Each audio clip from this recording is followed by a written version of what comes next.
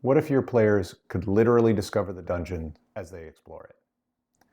A friend of mine, Ken, had a convention game coming up and was trying to figure out how to do fog of war on it. And didn't want to have shuffled papers around, didn't want to cover a map up like this size with pieces of paper and then slowly reveal it. That would have been really fiddly.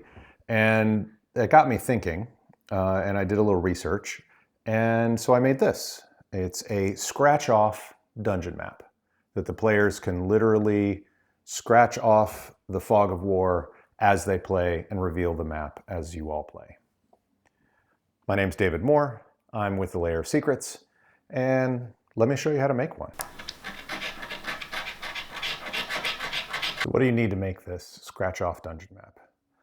First, you're going to need a map. This one I had printed. I went through a blueprint printing place. That was the cheapest option for me, and had them laminated. Definitely has to be laminated. Another way you could do this is print on 8.5 by 11 sheets of paper and then get laminating pouches and laminate it yourself.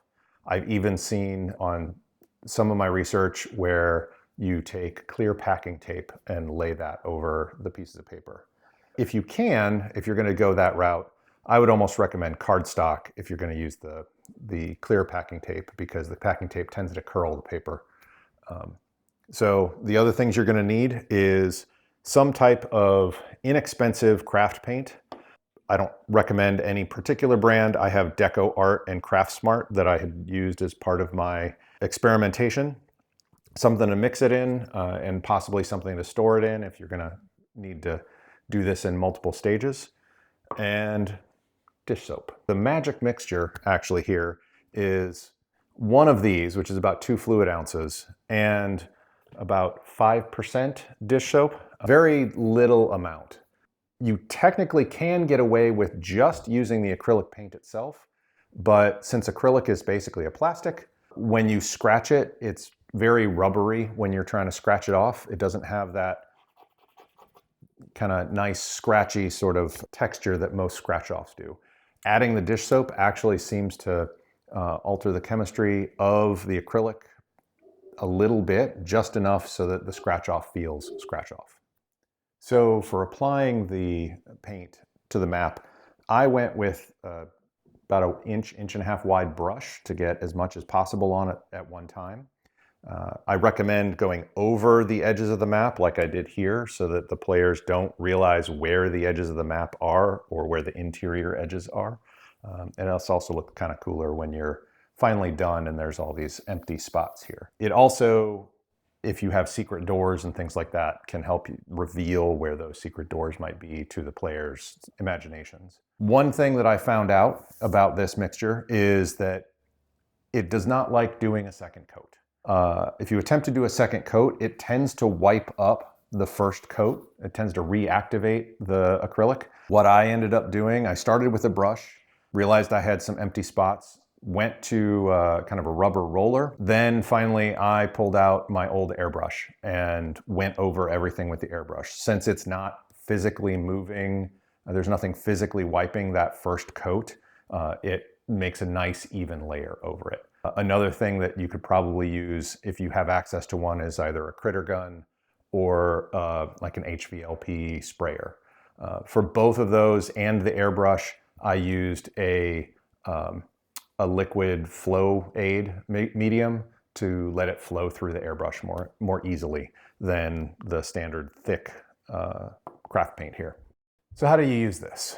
I've turned the map around since there's some unscratched pieces over here. I have access to a laser cutter, so I printed off these 2 templates. This is for torches in Shadow Dark, and this is for lanterns or the light spell, I believe, in Shadow Dark. And the party quickly discovered this larger template, much nicer. And so they rapidly switched from the torch to the light spell. If you don't have these, take some cardboard or paper, tape it to the right size. All you really need is a circle of the right diameter for the scale of your map. As they went around, they found out the easiest way to do this would be to kind of take a coin. I have a nickel here, When I was playing, I had some nice metal kind of in-world coins, and that kind of lent to the aesthetic of things, but anything that'll scratch off will do.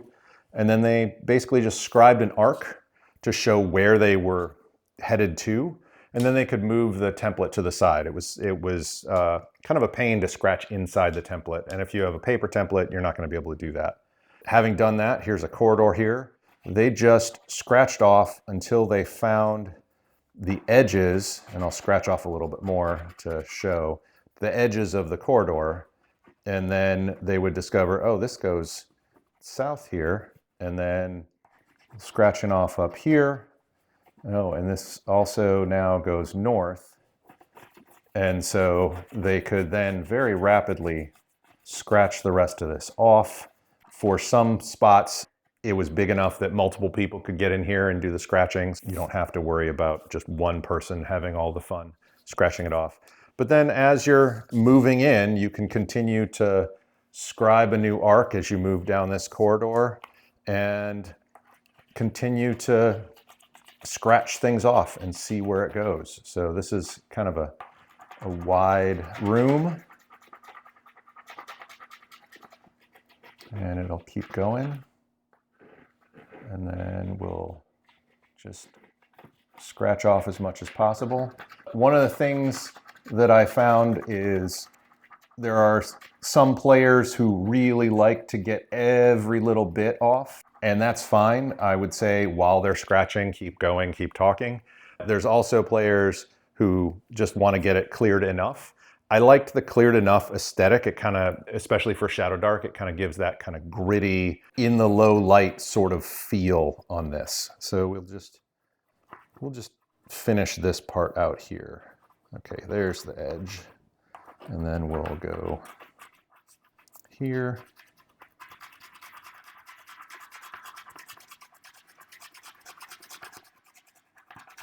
And we've revealed this area of the map. If they're scratching off and you know that there's a monster there, one of the things that we're working on was scratching from the center of the light source out, so that as they got to maybe where an area where there was a monster, you could put the monster down as they finished scratching things off or revealed that monster. This area over here is kind of what I was talking about, where you want to make the map, Fog of War, bigger than the actual map, because this area, it's kind of a weird boxy shape, is actually another area of the map. And so this would be an area that they're like, hey, this is a dead-end corridor. There's probably something over here. In this case, it wasn't a big deal, but something you should be aware of. So you've made your map, you've covered it in the Fog of War, you're about to take it to the game. One thing to be aware of is this is fairly easily scratched. So having something sitting on this and moving around can easily scratch off the scratch off coating. So what I did for this was I rolled this laminated map up and put it in a box and took it to the game. There are a little few minor scratches on here when I had unrolled it. Didn't reveal anything, but anything bigger could have revealed where pieces of the map were. Wasn't a big deal for me, but something to be aware of for all of you. My players found it a lot of fun. They had a great time doing the scratch off, and it kind of led them more into, especially with Shadow Dark, more into the light mechanic and slowly revealing the map as they're doing this kind of low lit dungeon crawl. This was a lot of fun for my players. It kept them engaged, it kept them focused on the map, handled the Fog of War, which is the main point of this, quite well. And it works for any TTRPG. I was playing Shadow Dark, but it could work for Dungeons and Dragons. It could work for anything else with a map. I could even see this as like a Mothership or an Aliens game where you need to slowly investigate a derelict spaceship or something like that. Hope this interests you. Hope you'll make one. If you do make one, I'd like to see it. Put us in a comments in YouTube, or come on over and join our Discord. Show us the map in Discord and talk about it. Tell me what worked. Tell me what didn't. If you want to see more like this and more gaming advice, subscribe, like this video. I'd like to know if you have any other mapping solutions.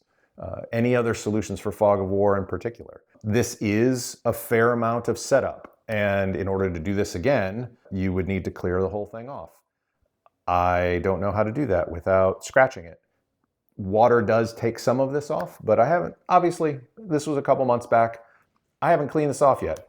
If you need to use it multiple times, let us know how that goes. I hope you've enjoyed this. I hope you try it out. I'm David Moore. I'm with the Lair of Secrets. And like, subscribe. Let us know how you liked it. I hope you have a good day.